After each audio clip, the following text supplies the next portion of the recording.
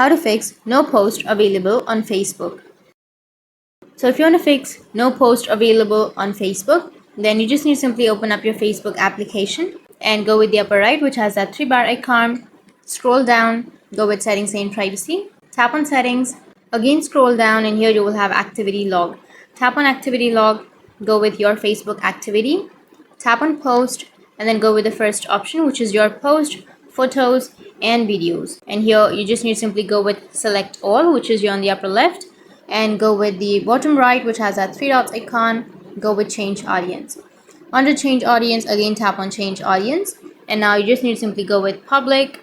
And once you choose public, tap on change, and once you've changed your audience to public, then you will have all of your posts on your Facebook timeline, and you will not get the option of no post available. So that's it. That's how you can fix no post available on Facebook. And if you have any questions, feel free to comment below. Thanks for watching.